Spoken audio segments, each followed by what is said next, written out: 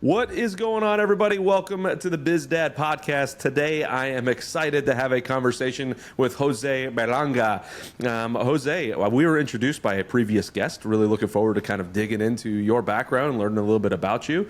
Having twins at a, as you put it, an older age. So I'm looking forward to kind of seeing how all that went down. So if you can, Jose, go ahead and introduce yourself. Tell us about your family and tell us about your business. Hello, Adam. How are you? It's wonderful to be here.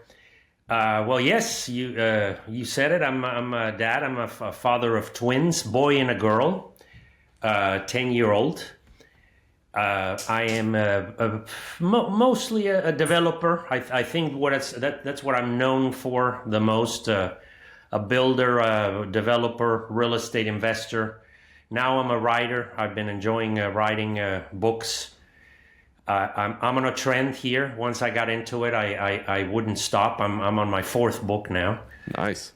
And I plan to continue. But yes, entrepreneurship, another one of my activities, lifetime activities.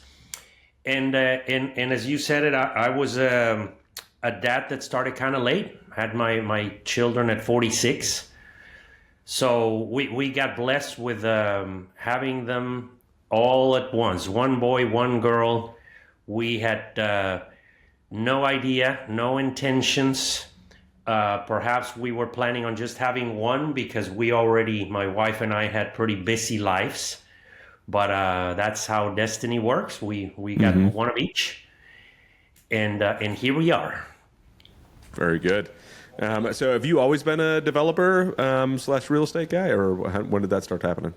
No. Everything I've done in my life, it seems like it's been an accident. I've rarely ever planned for anything, and when I plan it, it doesn't work out.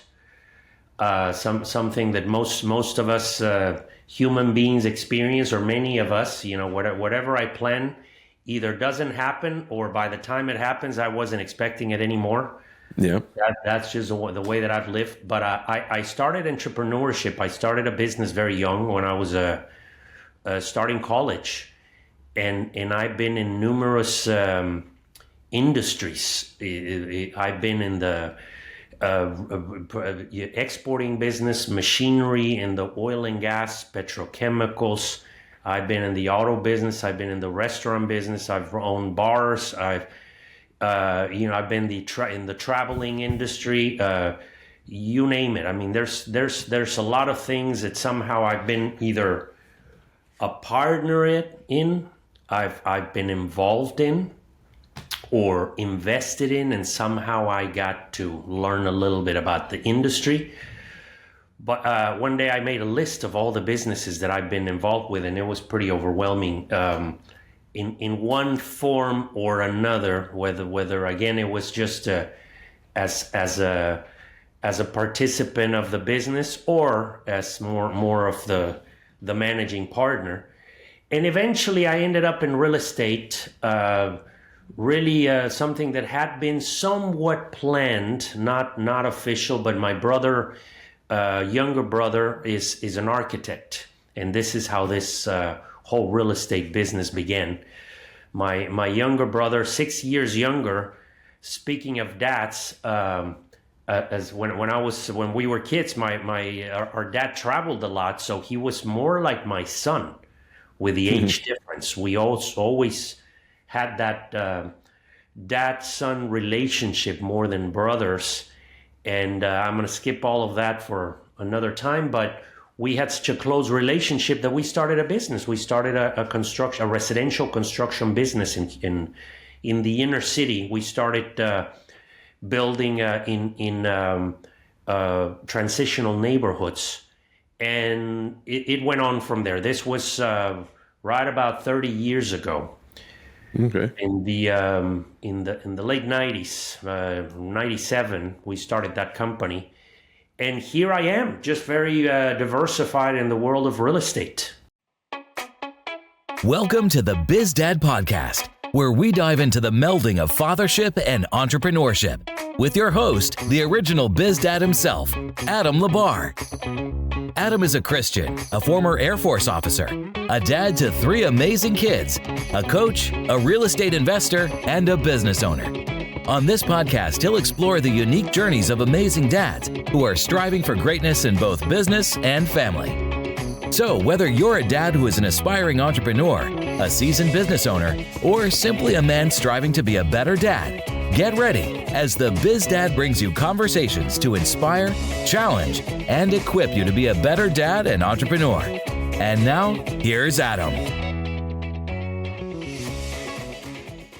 So you mentioned the relationship, and you were going to get to it later. So I want to actually rewind and get to that now, just to kind of understand what it was like for you growing up. You mentioned your dad traveled a lot, so you and your brother, it was more like almost a father-son, or maybe uncle nephew, based on the 6-year difference. So tell me a little bit about your life growing up, especially your parents. What were your upbringing like? Where did Jose come from? Where did it all start?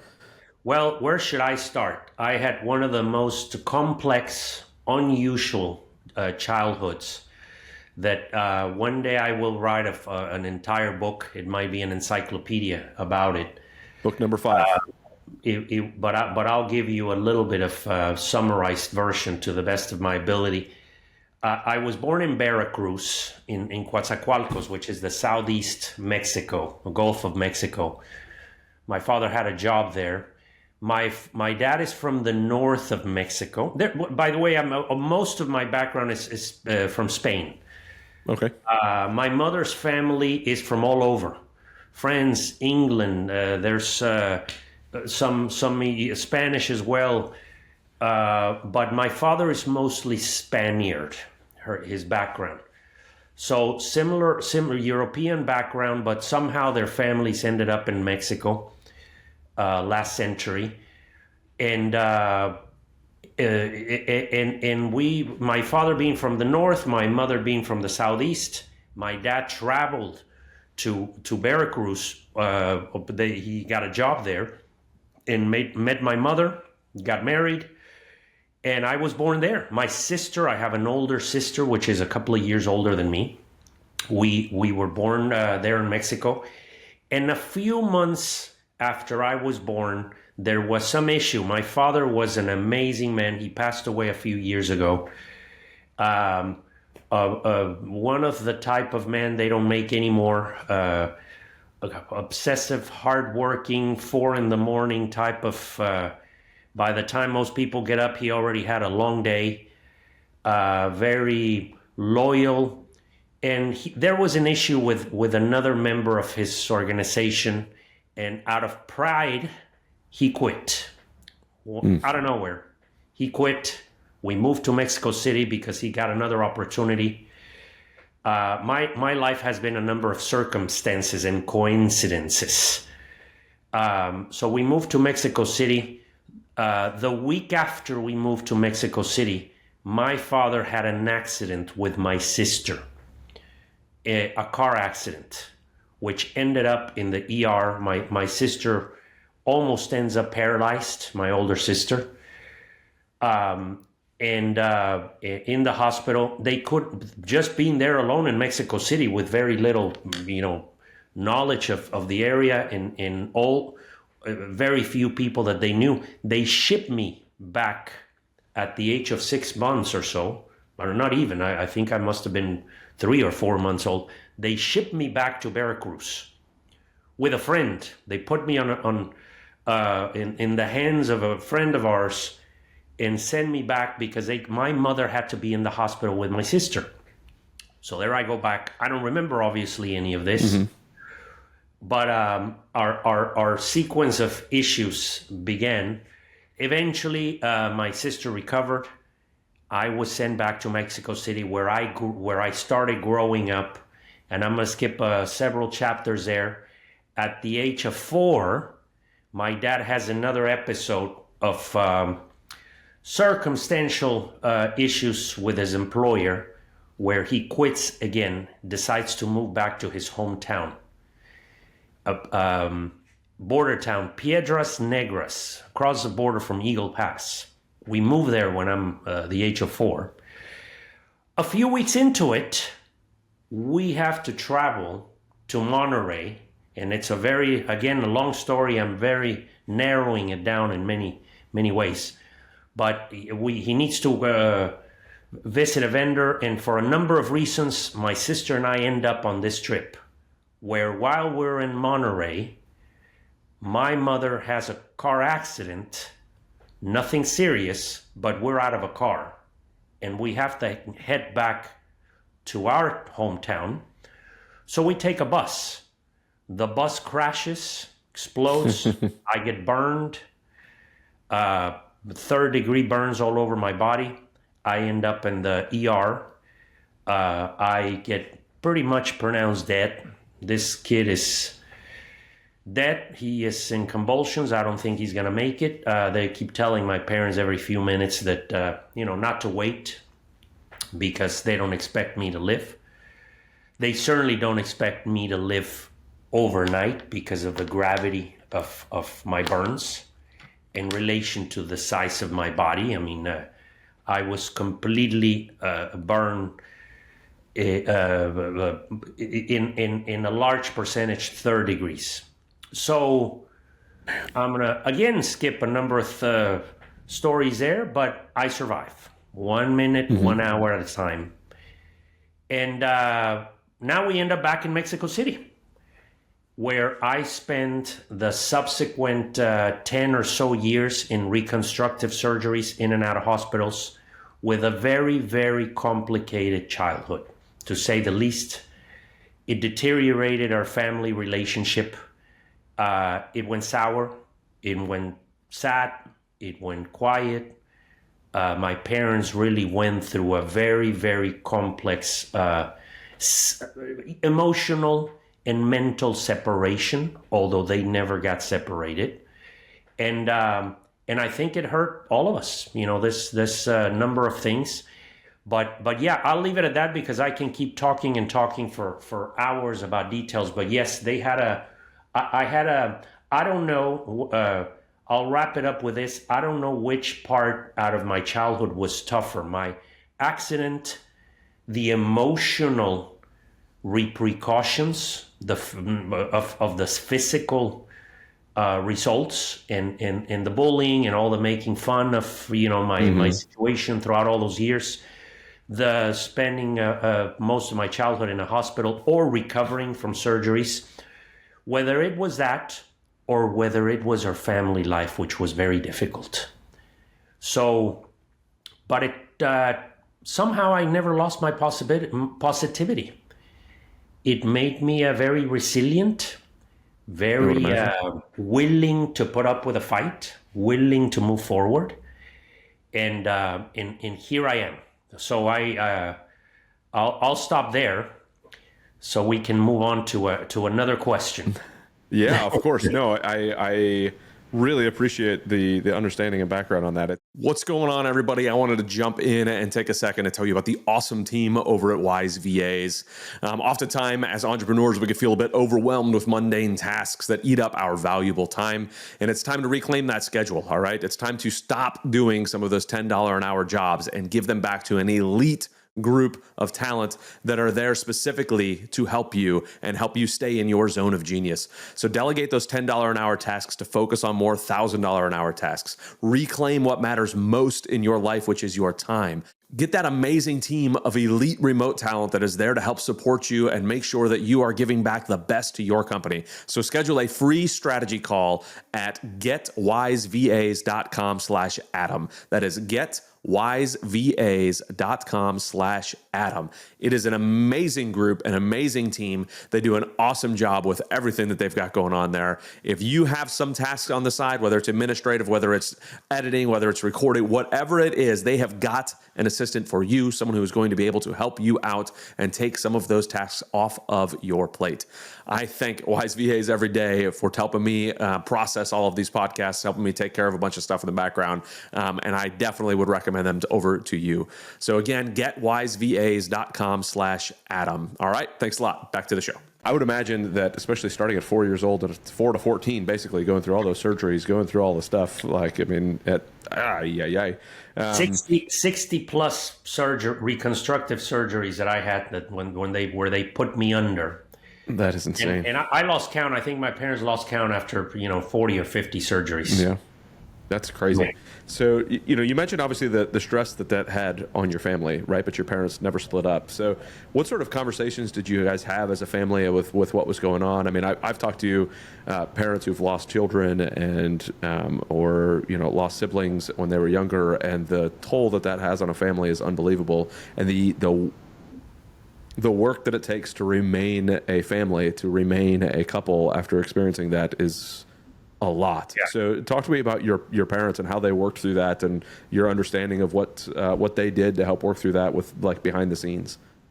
I really don't know why we remained a family. It's a mystery to all of us. How we were, our values, our ability to just continue moving forward. But I can say so much in so many different aspects of how this affected our family. And it wasn't just there. Let's back up for a minute. My parents lacked affinity. They got married very young, different era, different generation. They didn't know what they were getting into. They didn't understand it. They had different backgrounds. They were brought up differently. But they were both good people, just very different, opposites, and not in the fun, attractive way. Opposites where everything one said annoyed the other one and vice versa. There was a lot of crying, a lot of fighting, a lot of arguing. And I don't think back then families were aware of the effect that children were having on these type of issues. I remember endless conversations with both my father and my mother where we were put in the middle. My mother draining her emotional exhaustion in dumping it on the kids. My father explaining to us what was going on. And they never kept it to themselves. It was not, I don't think, I don't know if it was cultural, I don't know if it was era related or just lack of awareness. But we were given a task, particularly the older ones. My brother was still very young, and he played the part which got probably the most effect of all of this, of just sitting in the background, listening and absorbing all of this. There wasn't a time when there was an awkwardness or just a difficult road, but never willing to separate for some reason, because obviously our parents didn't want. It was all about the children. They weren't, without knowing that they were destroying us. I think that unlike most children in the world, we were hoping and praying that our parents would get divorced, that they would separate. Yeah. But they were just doing their thing, and we were doing ours, and we were given a task without them knowing. We were given the task of fixing the relationship. As a child, you see this and you want to fix it. Mm-hmm. So you want to negotiate it. We became mediators. I don't remember, how much my brother and my sister, I'm more familiar with what I went through and the endless attempts that I made to make this work as a child when I was 6 and 7 and 8 and 9 and 10, staying up at night talking to each one, and it just it exhausted me emotionally. It drained me. I think by the time I became an adult, I already had built a wall, an emotional wall, because I tried for years to fix something that, first of all, wasn't my job. I didn't understand that. But number two, I failed. I never fixed it. So it is something that I never found closure, and I never found results, yet it took a lot of my emotional effort. So that is my path. Eventually, my parents just figured out how to live with, but until my dad passed away, they had a very uncomfortable relationship, and yet they were together. Mm-hmm. As you grew up, what did that tell you about what a husband-wife relationship was supposed to look like? I mean, obviously not the best example to model after. So what did that tell you as you were growing up and looking at potentially having relationships yourself? Yeah, it taught me so many things. One of them, the first one, and I'll see if I remember some of the most important ones. One was to stay away from one. So that's why I didn't get married until I was 40 years old. I became eventually, as I became an entrepreneur and an adult, I was a person who would date and not go beyond that point. I could not hold a relationship because I feared, in the back of my mind, I didn't know it, but I would always find a reason why the relationship wasn't working and step away before it got serious. Walk away. The moment a girlfriend would say anything meaningful or serious or wanted to go to the next level, I would find 100 reasons why that didn't work and walk away. So until I was mature enough to say, this is not what life is, I have to give it a shot. But yeah, I was the eternal young dater. Yeah. And that was the first effect. The second one, once I did have, and yes, I had relationships obviously throughout the years, but I never got too emotionally involved. I just held this distance. I did not know how to open up. And when I finally did, when I met my wife, we dated for a while. It took me a while. A wonderful, beautiful, gorgeous, in and out, yet it took me years to process that relationship. We dated for 5 years. And it was a combination of me being so busy because I allowed this to go on, but we had a great relationship. And had I been in my younger years, I would have probably done something similar, but somehow this time I was able to process it. She was the right person. We had a lot of similarities in our values. And still yet I have always struggled with that side of me where I distance myself. And I think it all comes from from our childhoods. Yeah. I learned, just to wrap it up, I did learn, because obviously marriage is never going to be perfect. Humans, we're very different. We never know what's in each other's brains, no matter how much we try to communicate. I try to develop my communicating skills, and I try to really give in as much as I could.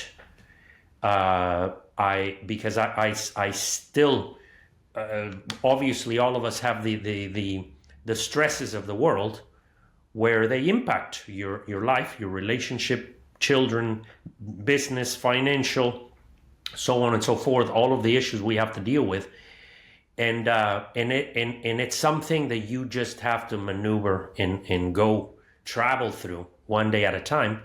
But I knew that what I didn't want were two things: to live in a world of argument, problems, awkwardness, like the one that I grew up.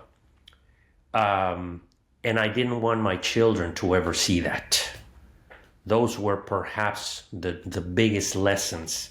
And we have made it a point to try to avoid any adult business in front of them and to try to bring up happier children. So will we succeed? We will find out. Yeah, that's one of those things that I always, we always talk about, or I tell people all the time, so you're going to screw your kids up in one way or another. We just sometimes you have to wait to find out how.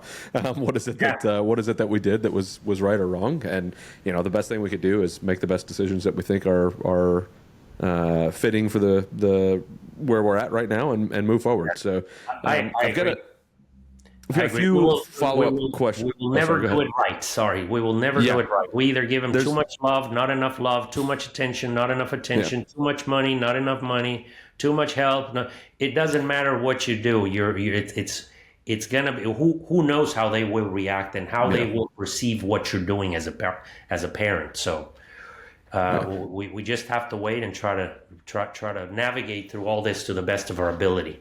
For sure. And I always try to strive, it's one of those things that's, let me show them at least what it means to live a good, strong, responsible life.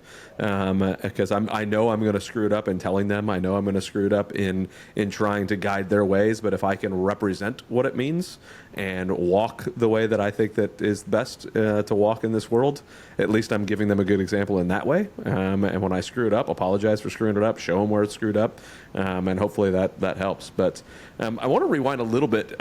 You mentioned when you matured enough to finally realize, and it wasn't until 40 that you got married. But what is it in your life? Like, what sort of conversations? How did you get to the point where you said, you know what, I know this isn't how I want to live. I know that I want a relationship, a long-term relationship. I can't keep living, this date-to-date type of relationship. What is it that changed in you? Well, I have to admit that not a whole lot. It was my wife who changed me because she was a good person. She was there by my side. I didn't change. She changed me. I must admit that even until as I was getting married, I was not craving children. I was not craving marriage. I could have lived the rest of my life alone. I was not missing it. Just because all the traumatic experiences that I brought, I knew that I preferred the life of a lonely man, and I could handle it. But I was next to a good person, and I think the part that changes, I didn't want to let her go. I wanted to have her with me, and she was able to tolerate all of this. She was able to understand that I loved in my own way, that I needed what I needed, that I needed quiet, that I needed distance, that I was a busy entrepreneur, very absorbed by my activities.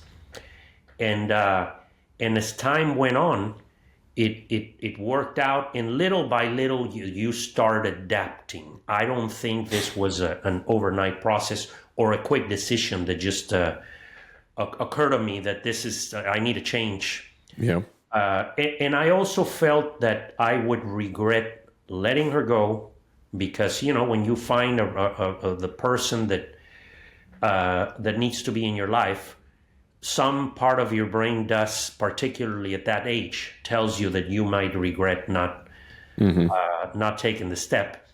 And of course, at that point we had not even discussed children. So that came later, which turned out to be the most wonderful part about everything. So yeah, it's one of those. There are two things that popped up in my head from as a business guy perspective. Steve Jobs talked about how the customer didn't actually know what they wanted. So he had to give them what he knew they wanted, but they didn't know how to say it, right? And then, I think Henry Ford talked about, if I'd have asked the customer what they wanted, they would have told me they wanted a faster horse. But what they really wanted was a gas-powered vehicle, right? And you didn't know that you wanted a strong, loving relationship because your brain was like, no, this isn't where it's at. But it took somebody putting the right, in this case, product, or in this case, your wife, but the right product in front of you to realize, wow, this is actually what I want, and we can actually have a relationship that I didn't know was possible. So I love that you mentioned that it's your wife that helped change you, because it's one of those things that when the right person comes in, completely changes your thought process and perspective on things. So exactly. I wanted stability. I wanted an emotionally stable life, and a companion, and a partner, and a family, but I didn't associate a wife and children and a family with stability. Those two did not equate in my brain. You're very right. I didn't know what I want, and little by little it had to come together. I thought I associated stability with loneliness. That was the only way for me to control my emotional state. And yes, I mean, every relationship is a roller coaster. I don't care how perfect it is, and it always has its ups and downs. But it can bring eventually what you want without you knowing it. For sure. Now, speaking of, let's jump into the kid side of the house, right? So 10 years ago, you guys had twins. How did that conversation start happening as far as like, hey, let's go for having some kids? Like, how did that kind of go? Especially, it took you so much work mentally to get to even the marriage side of the house. What sort of hurdles did you have to jump through mentally to kind of say, hey, yeah, let's do this kid thing? She is such a great woman and now the best mother I've ever. I mean, she's so involved with her kids. But the main reason at the time is I knew that I could not take that away from her. That was a number one ingredient there that made the decision. But we waited, by the way. I mean, we were married for years before we had kids. We didn't really talk about it for a long time. She's considerably younger, by the way. My wife is 14 years younger than I am. Okay. Very, very unusual. That tells you a little bit of my age and how all of that came about. But she was in the first few years, she wasn't in a big hurry. I do believe that children, in most cases, are a women's decision. When she says it's time, I'm ready for kids. They run that show in many cases, in most cases. And that's how it happened. When she became ready, we started trying to have kids. And I didn't, obviously, something funny. I've always been, prior to my kids, I was always referred to as a guy who does not like kids, does not like dogs. I never had a dog, never had kids. He hates dogs. He hates kids. And what people didn't understand, as much as I try to explain it, is I love dogs and I love children. I just don't like the responsibility that comes with it because I'm a very responsible dude. If I have a dog, I have to feed it, I have to walk it, I have to do it on a timely basis. I have to pamper this little puppy that needs your time and your effort, and I have to live for the dog. I mean, imagine for children. I had a fear of having children because I know myself. So it was far from me not liking dogs and not liking children. It's just that I know what it comes with. I know the level of responsibility. Some people have them and don't do what they're supposed to do. They don't follow the rules. They don't do it with the love, the passion, the intensity, the care. They don't devote what it really requires to do it right. And I knew that if I had them, I'm the kind of person that doesn't half-ass anything. I don't do things halfway. So that's why I kept putting it off, because I know when I do this, I want to do it right. So when the decision was made and eventually we had them, I really wanted to be a very, very full-time participant, and that I've done. So that's what changed. I think it was just a matter of my wife saying, I'm ready and I want to have kids, and there is no way that I could have taken that away from her.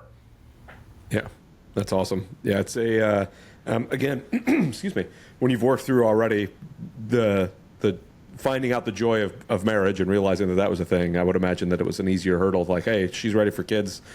I know that this is the right woman for me. Let's make it happen. So, so now that you have kids, you've got two wonderful little kids. Well, not as little anymore. 10 years old. I understand. My 10-year-old, about to be 11-year-old, not so little anymore when I compare to what my 2-year-old is. Right. But tell me about, especially as an entrepreneur, as a person who's been staying very busy. Obviously, you've mentioned that your wife is very involved in the kids' lives. So how has that worked for you mentally and physically in real life? Like, how has it worked for the last 10 years, kind of running through all of your business adventures and running through all of the developments while still, raising these kiddos?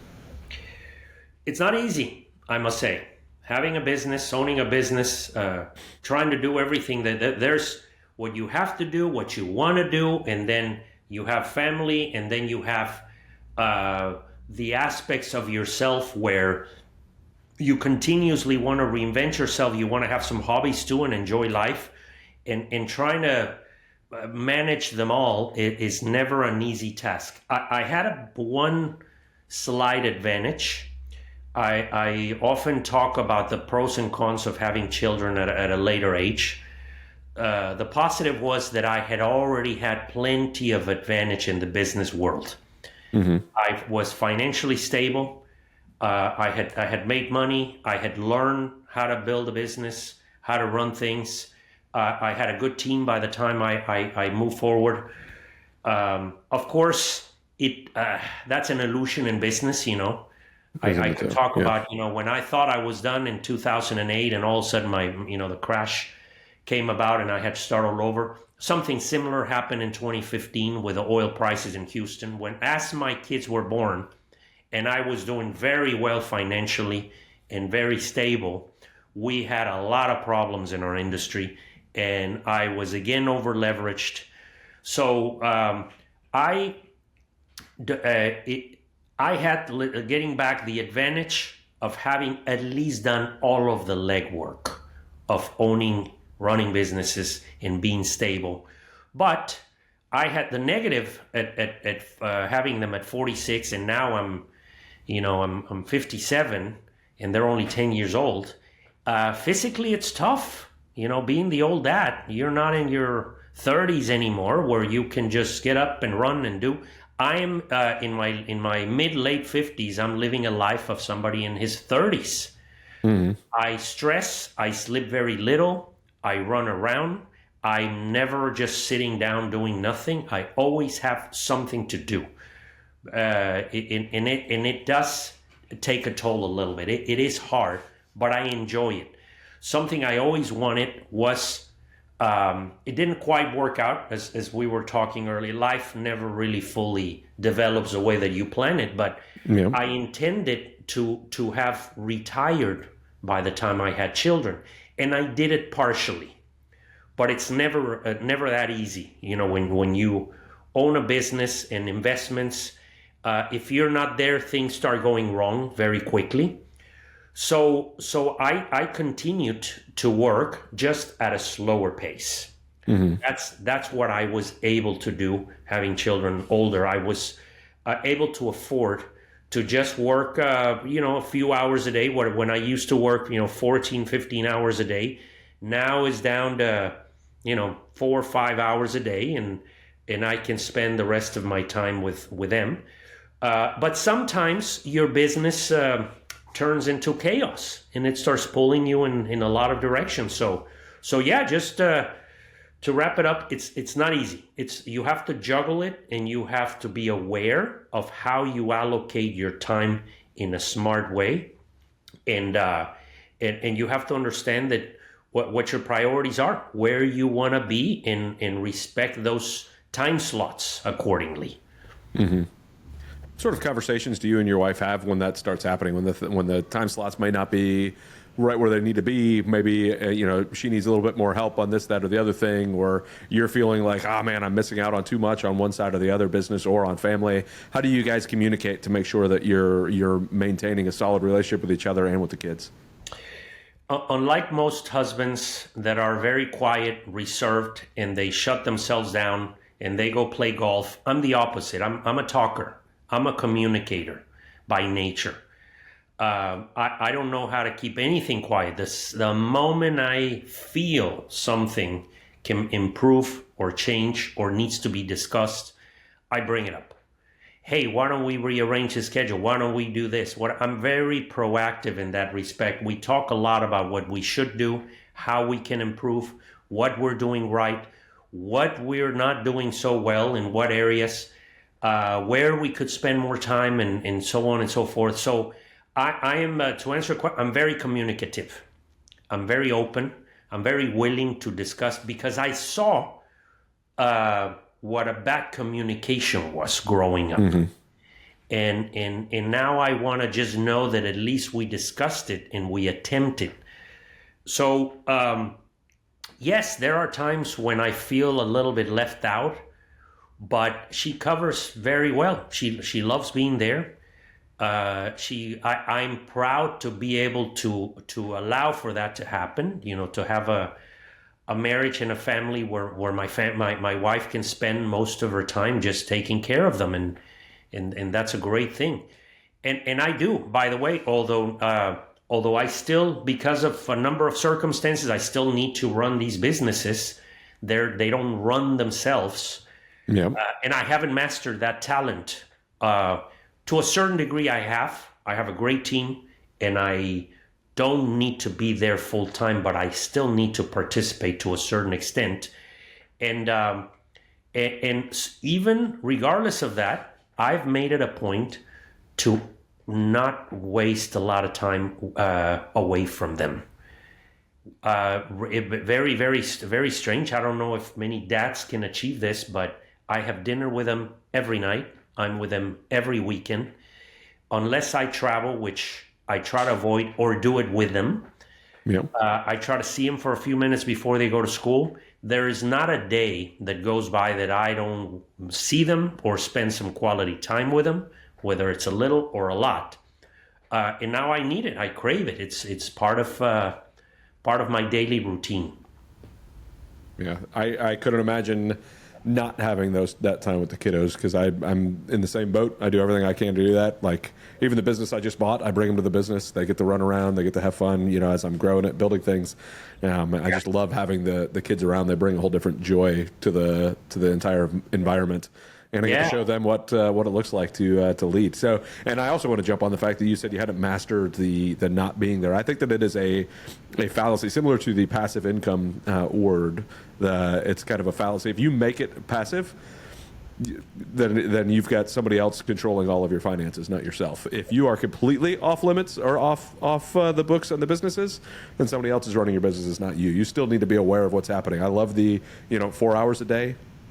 Solid, like you said, like where you're at, understanding where the business is at, understanding where the metrics are, understanding that even if you have a great team, they can get off track. They still need somebody to be able to come in, have the visionary, have the understanding, make sure the operation. So it sounds like, and obviously I'm just talking to you for the last 40 minutes, but it sounds like things are going in a direction that makes sense, where you're able to be involved in the business, enjoy the time with the family. It sounds like you're in a really good spot.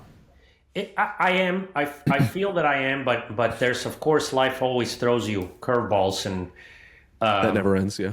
Yeah. But yeah, for starters, I couldn't imagine the dads because of their circumstances, their work or their activities, they have to be away. Like mine. I was away sometimes for weeks. I couldn't imagine doing that. That would be very, very difficult. I need to be around. I like to be around. And that's been very, very important. And mastering, as you said, having passive investments, it's extremely difficult. Yeah. Before you know it, things start turning into big problems if you're not paying attention. Your finances, in most cases, I'm sure there are exceptions where you have a simple portfolio of investments and you're retired and it works and that's it. In my case, they're very different. They're real estate companies. They're operating construction, development, rental property, a lot of things that do require management and require observation, close observation. And it takes away what's been the toughest part for me is not being physically present with my kids. It's been mentally present. I have to say that has been the biggest challenge, because many, many times I'm here, but I'm solving puzzles around my other world. And so I try to block it out, like, okay, no, I'm done. And by the way, those 4 hours or whatever hours of work that I devote, they still feel like a lot. Yeah. Maybe because once you've worked so many years, I've been an entrepreneur for 40 years. I'm going this summer, I believe, this coming spring will be my 40th anniversary since the time that I started my first business, which is incredible. I feel young. I started very young. I was 17. When I started a business, right when I started college, but it does wear you out over the years. You just don't have the same level of patience and tolerance to all the things that a business represents. So even those limited number of hours produce enough headaches and enough puzzles that they make your head spin. So yeah, that is still hard, and that's the part that I'm still trying to manage and work around how to make the business work with less stress. And now I'm gonna throw one more. There are a number of things that most of us men never got to achieve in their life, and if you want to achieve them, if you want to recognize them as you start getting to our age, you want to start acting on them. I lived my life being responsible, working hard, doing what I had to do. I had very little time to understand what I wanted out of my career, out of my life, out of my future. I just acted on radar, on obligations. And it occurred to me that most of my life I lived doing things that I didn't necessarily enjoy. And my life passed by. And at this point, one more thing that I'm juggling. I'm trying to reinvent myself. All right, I did the family, I did the work, I did the responsible part, I built a financial portfolio in a solid foundation for all of my life. But what about what I truly want out of life? Where do I want to be in nowadays? By the way, 60 is a new 30. If you think about it, we still have a few decades. I am at a point in my life where I'm juggling one more, which is I want to still continue operating, working, doing things, but now I want to start doing more of what I want. I want to reinvent myself. This is where the writing came about. This is where the mentoring. This is where I love speaking to crowds. I love training people. There are many things that I never got a chance to do because I was too busy making a living. And I don't want the rest of my life to continue without me recognizing those and acting on them. And I don't want my life to end thinking, well, I did well, but I never did what I wanted. That's really where I am. And I'm struggling with that because that one requires time too. Yeah, for sure. And it's one of those, if you could rewind, let's say you could rewind to meeting your wife at 25 instead of 40. Now, granted, the 14-year difference would not be possible at that point, but let's imagine you guys were roughly the same age. You guys both met at 25 years old, and you were able to start then. Obviously, that would adjust the business side of the house, but you'd be having kids. You'd be, they'd be getting close to headed out the door. Like how would you look at that then if to change it, to rewind, to get yourself in the mental state you were at 40 when you got married, but at 25 ready to go and still running business with the family? How would you do that so that you could still do some of that fun stuff, or do you like the way that your trajectory worked out now? In retrospect, I think it would have been easier for me because I would have killed two birds with one stone. I would have gone through very stressful years I would have certainly had kids younger. So I would have had kids and ran a business and built all of the things I needed to build. But, and I would have had all of those stresses and I would have had to juggle them, but I would have gotten all of the stress out of the way. But in retrospect, I wouldn't go that route. It would have probably been a little bit easier for me instead of breaking it into sections, into phases of your life, where you jump from one sector, one obligation to another, and you feel like it's never your turn. When is it going to be your turn to just do whatever you want? But I wouldn't have not had the opportunity to have the quality time that I've had with my kids, and I wouldn't change that for anything. So the fact that I had him later gave me the opportunity to be there, to give him the education that I want, to give him the time, to give him the experiences that I am now. So no, in retrospect, I would not do it any other way. I wouldn't have gotten married younger. I got all of these other things out of the way that I needed to. But thankfully, with today's technology and medical advances, we live a little bit longer if everything goes well. And there's still one last section of your life where you can probably try to do all those things that you never got around to. And that's what I'm working on right now. But yeah, no, I wouldn't change it. I think that the timing that I followed, although it wasn't necessarily easy in every respect, I would continue. I would have done the same all over again. Very good. All right, so I want to shift gears a little bit and move over into the business side of the house, the development and everything you got going on. So tell me about the operation that you have. Tell me about your, let's go into a little bit more depth into the business.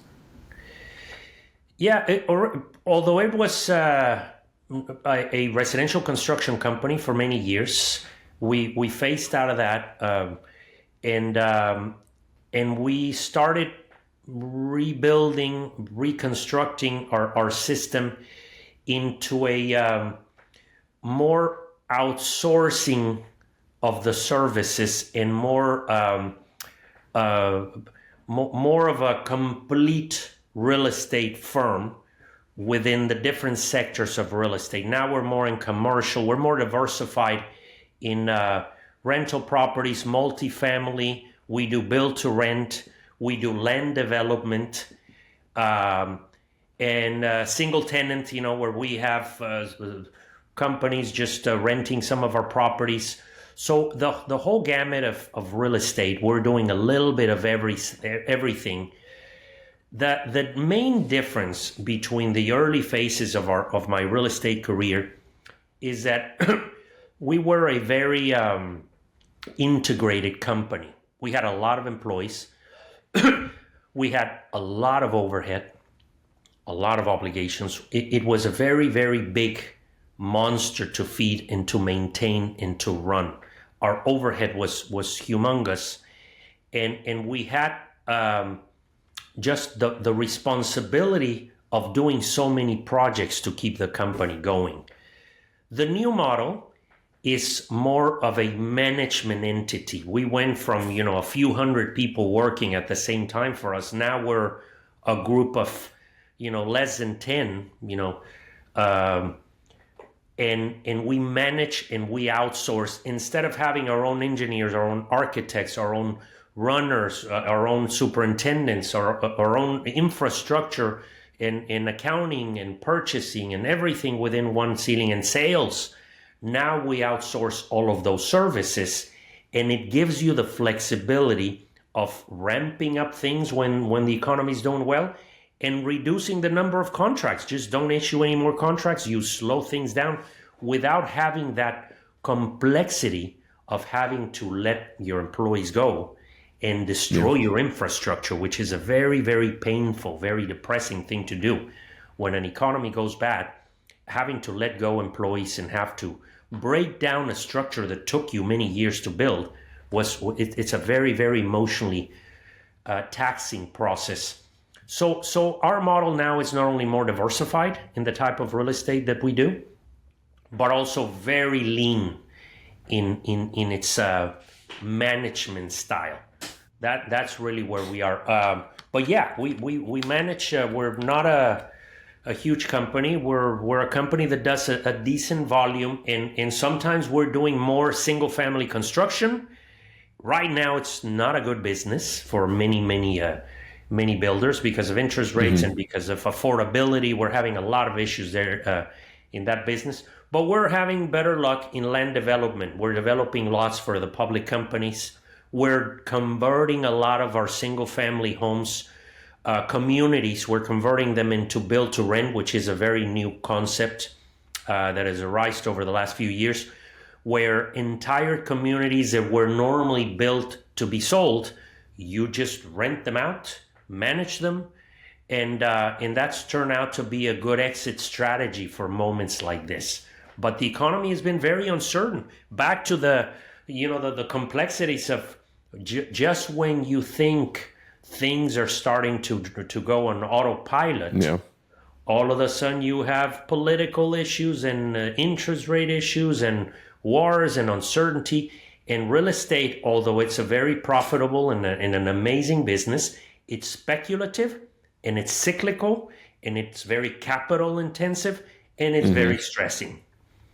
Yeah, especially if you're dealing with anything with like homeowners, right? Because they rely on emotion to buy more than they do on logic. Or a business with a commercial, they're just like, no, logically it makes sense. It doesn't. And so, man, when you're working with built to rent, when you're working with, when you're when you were working with built to sell, now all of a sudden the buyers are nervous and don't want to buy because, man, I don't want to get trapped into this 30-year mortgage at 7% when it was just 2% a couple of years ago. And then man, what a world has changed. So I think the ability to flex and move with where the market goes is definitely super wise. And making it to the point where you're only have 10 employees and you're that nimble, I think is a wise move to do. So And I think the model's being acquired by many industries. You see even the energy companies, instead of having thousands of engineers, they have a management team. And we still have hundreds of people working for us, but they're on contract labor. We'll hire a construction company to do the different jobs for us. And it definitely simplifies and reduces the stress level. For sure. What's the plan moving forward? How are you trying to either grow or stay the same, or what is your goals as you're moving forward in the next 5 years or so? My plan is certainly not to grow within the activities that I'm currently exercising in real estate and development. I've done enough of it. It's not something as you get older and you recognize who you are, where you are. I did it because it was there, because it was my job, because it's something that I learned and I became good at it. And I mastered the art of doing it to a certain extent, do it right. But it's not necessarily where my passion was. It's not necessarily where my love of life was in. So I have no intentions. I will always continue to be in real estate because that's what I understand. That's where my investments are. For good or for bad, some years are better than others. And like you said, it's the first thing that takes off and the first thing that nobody wants to touch. Even the commercial, by the way, it's very tough right now. Corporations, they're not renting space, they're not buying space, they're just sitting back and waiting. So my intentions are just to keep that area where it is. I'm not trying to build an empire anymore like I did in my 20s and 30s and 40s. I want to do more of what I want. Moving forward, I want to start shifting less of my day-to-day, more family, and more of my passion projects. I want to write. I love writing. I'm not in the literary aspect. I can barely speak English as my second language, but I love storytelling. I love putting it down on paper, on a computer. I love putting down all these ideas, all these concepts, all these experiences, all this advice, recommendation about life, about adversity, about business, about entrepreneurship, about psychology. And this is a passion of mine. I am beginning to get involved with organizations where I go and talk to people that are also going through rough times, whether it's economically, whether it's personal, and help them understand that there's more and that things will turn. And that luck, wonderful thing about luck is that it changes. It changes one day out of nowhere. Before you know it, things start getting better. And that's where my passion is. Moving forward, I want to spend more time mentoring, talking to others, training, and writing. So, and a little bit less business, a little bit less real estate. Have you thought about selling your company? We sold certain aspects, lot positions. We've sold a few areas, but the problem with our company is not, I talk a lot about this. I don't really own a company, I own a practice. If we can differentiate those two. One, a business is an infrastructure that is very sellable. You can just pass it on and it's producing by itself, and you're selling certain ingredients, intellectual rights, or an ongoing business. And in our case, we are the business, my partners and myself. Without us, the business doesn't exist. We have to locate the deals. We have to make the deals work. We have to finance the deals. We have to run them. So it is not, we are it. And yes, there are some aspects that you can benefit by perhaps selling. We can sell developments. We can sell positions. But the business itself, even back when I had a big infrastructure, it was very owner intensive. When my brother and I were managing and running this business, it really didn't run without us.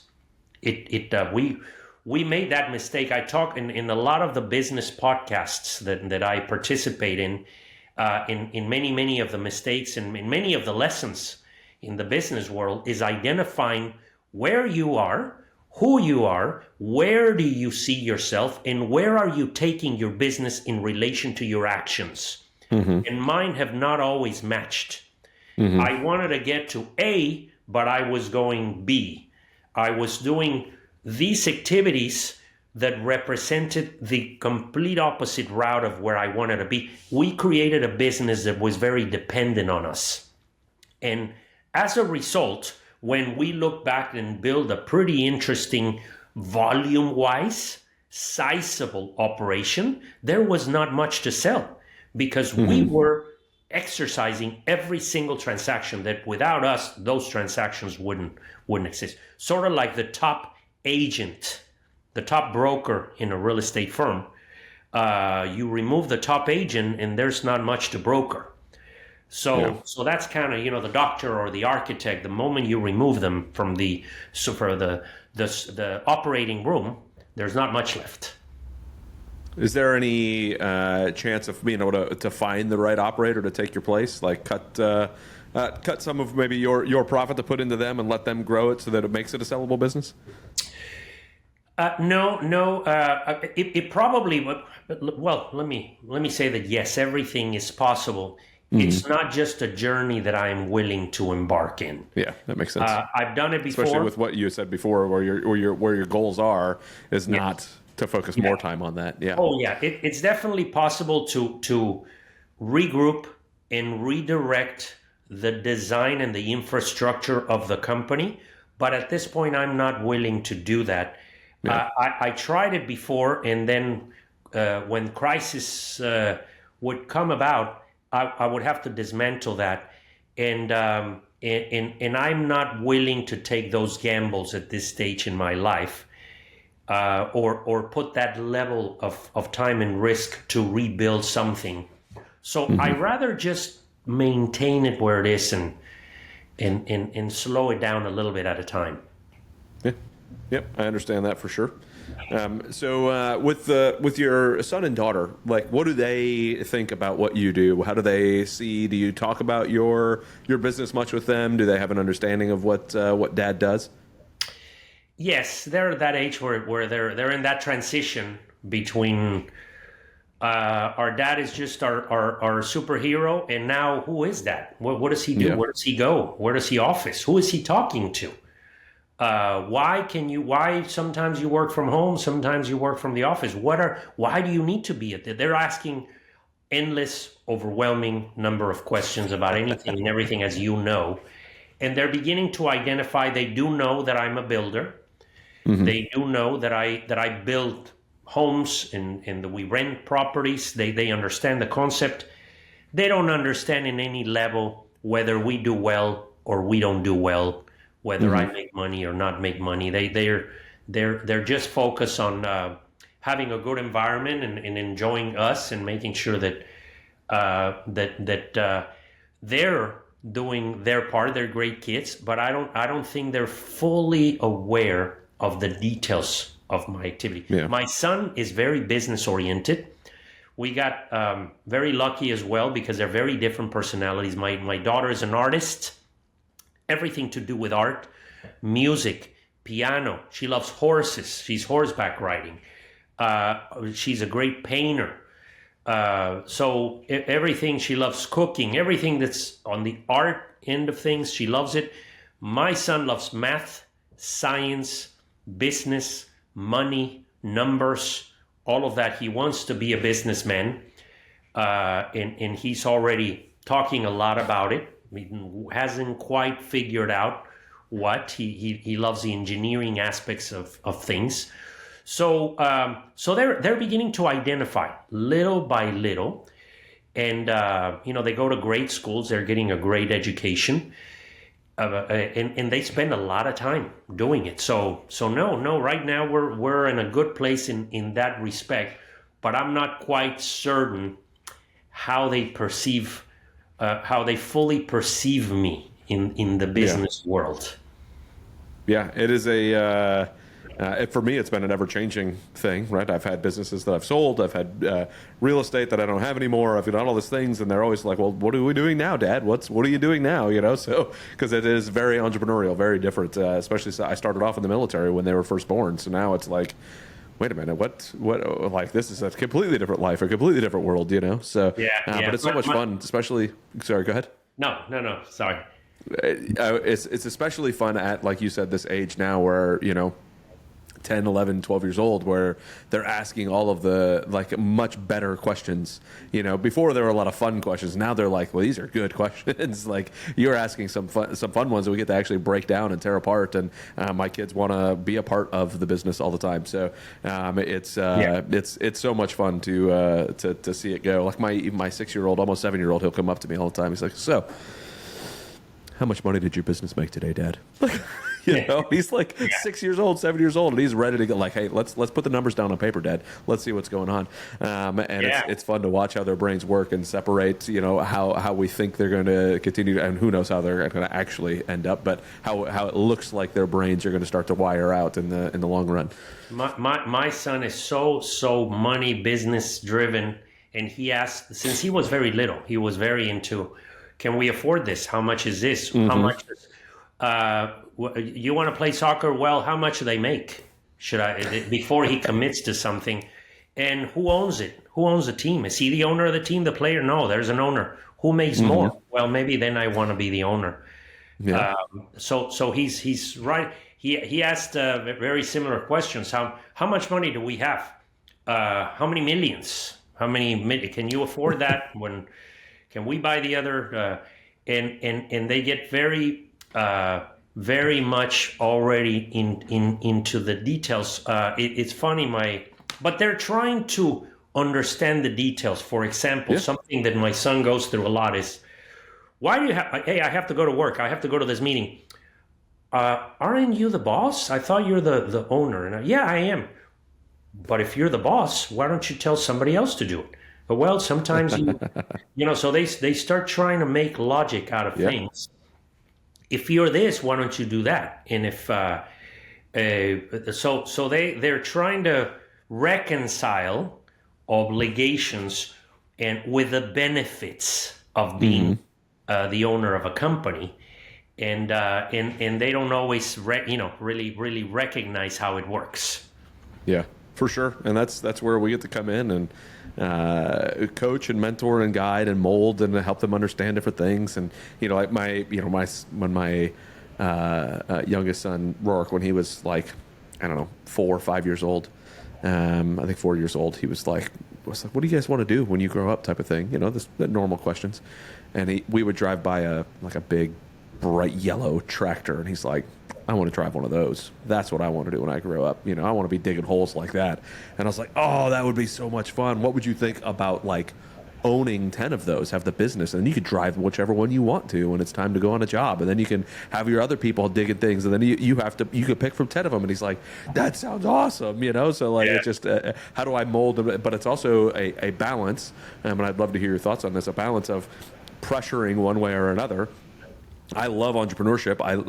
I grew up very paycheck to paycheck. I had no idea what saving money meant. I had no idea. I mean, there were times growing up that, we were on food stamps type of thing, and then it turns into, I go in the military, very paycheck to paycheck. And all of a sudden I'm like, boy, I'm buying businesses. I owned hundreds of doors of real estate. Like, this is a totally different world that my kids are growing up in. How do I give them the joy and understanding of what this life can bring them without forcing it on them and saying, hey, this is, because like even at 4 years old, I'm telling this kid, you should go buy the business instead. Like, well, what if he doesn't want to buy the business? What if he just wants to be the operator? I don't know. So I'd love to hear your thoughts on how we have those conversations, or how you have those conversations, or maybe you and your wife discussions on what that looks like for raising the kids.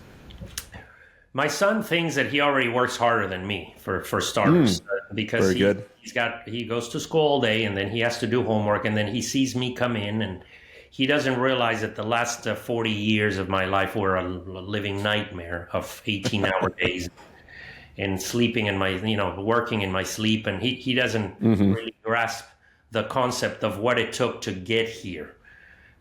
He thinks it was a smooth ride, that I work hard, but that it was kind of easy because I'm smart, when I am everything but smart. It was 90% effort and 10% brain. And I'm trying to communicate that a little bit at a time. And I'm trying to be there. And sometimes my son is very clever. My daughter is very open-minded. She understands all of these concepts. My son is a negotiator. So he uses everything against me. Well, you're here, so you have time. And so you're not working as hard as I am. And he changes things around and manipulates them as a lot of kids do. But my wife and I try to identify what they're good at. This is a complicated subject, because in a way you want them to be very well rounded. My daughter is not great in math, in certain topics that she's not crazy about, so we have to make sure that at least she knows the basics. My son is the opposite. He doesn't like reading. He doesn't like literature and all of the other aspects that are not his numbers and his games and computing. And so we have to enforce those. But I don't want to make the mistake that previous generations made, that if you weren't good at a certain subject, they would make you become very good at it, and they would get you a tutor for that particular subject. I'm not. I just want them to know the basics of the topics that they don't like. I don't want them to live a life like mine, where they invest years of their life doing things that they hated just because they didn't have an option. So we're trying to identify how to find their ikigai, the Japanese culture of what are they good at, what do they like, what can they make something out of, produce something positive for humanity, and make a living, merge all of those. So we're trying to guide them into something that they enjoy. And in the past, I think, and even today, some parents get very stubborn about what they want their kids to become. They want to follow their footsteps, or they want to push a certain sport or a certain activity because that's the way they grew up and that's the way that they see their kids and perform. We're not. We don't push anything. I don't know if maybe one day it'll be a mistake and they'll tell me, why didn't I push him more in a certain direction? As we were saying, we'll find out if we messed up or not. But we're very rigid. We're very strict on their schedules, on their activities, on their duties, on their education, on their obligations. But we don't push. We give them the option. What kind of class extracurricular activities do you want? Yeah. And they make those choices because if they're not enjoying them, they're not going to excel. Period. Yeah. Yeah, I concur with that. And it's, I told my wife, it's one of those things that there are a certain level of math that I really want you to understand. But if math is not your thing, we don't need to go to Calc 2. Like, that's not, you don't need to be going to all of this stuff. Let's hone in on what you're good at, what you love, what you're strong, like what you want to do. There are certain things. I want you to have a good baseline of math. I want you to have a really good baseline of reading. I want you to have a good baseline of certain things. But man, if your passion is to chase Physics? Well, let's chase physics. Like if your passion is to chase business, well, let's chase business. Let's get the tools that you want that you really enjoy. But if you have a good baseline across, then you could fit just about anywhere where your passion is. And then we can sharpen in the other skill from there. There was a friend of mine, Aaron Amuchastegui. He talked about, he and his wife wrote a book called The 4-Hour School Week. They did homeschool for a long time. And then his daughter was not really wanting to do a whole lot of math.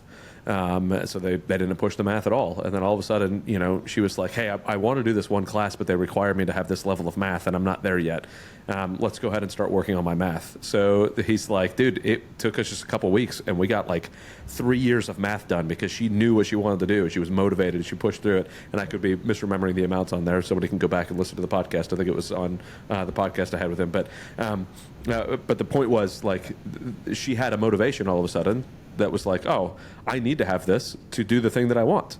So I'm going to go knock it out. So let's go do it. And then learned all the math she needed really quickly because she had the motivation for it. So finding those things and not forcing our kids into doing certain things is, I think, a wise way to go.